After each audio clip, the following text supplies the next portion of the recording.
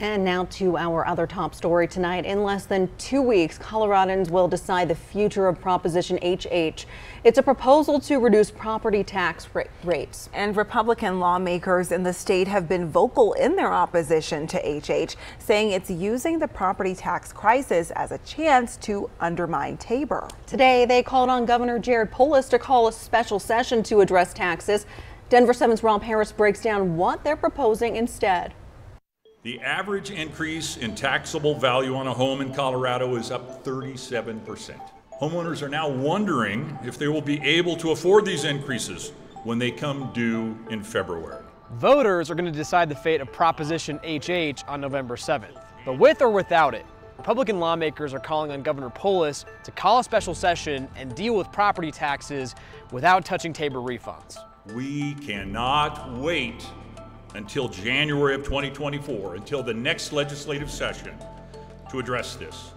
The people of Colorado need tax relief now. Republican lawmakers shared 3 broad proposals with us, which they say will be their starting point for negotiations in a special session.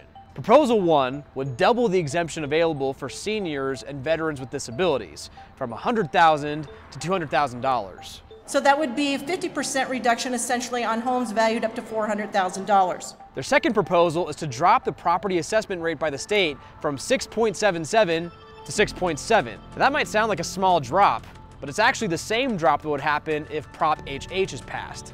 And lawmakers say this would just be the starting point set by the state, and that local governments could drop it even further. So it's doable, it's possible.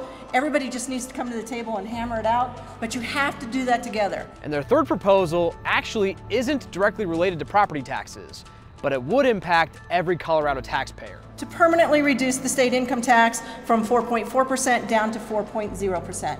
The governor did say it in his State of the State that he thought we should reduce the state income tax by using the Tabor surplus.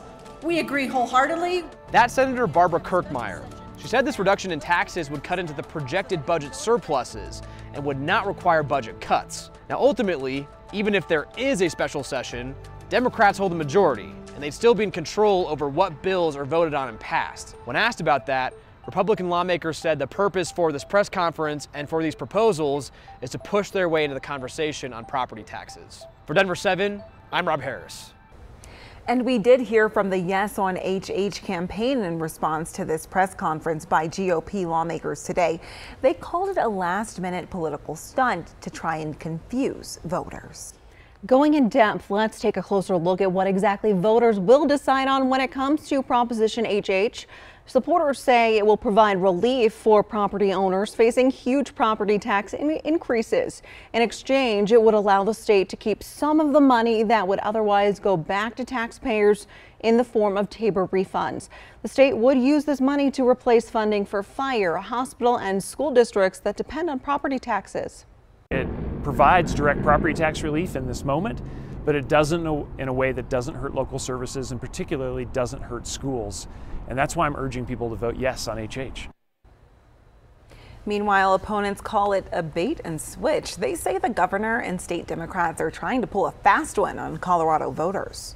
The problem is that they wanted to take this opportunity to not really lower property taxes.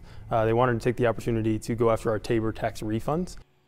Nonpartisan analysts with the Legislative Council say if Prop HH passes, property taxes would still go up, just not as much. As for Tabor refunds, every taxpayer, regardless of income, would get an equal amount next year. To make that possible, low-income earners would see an increase and higher earners would see a decrease.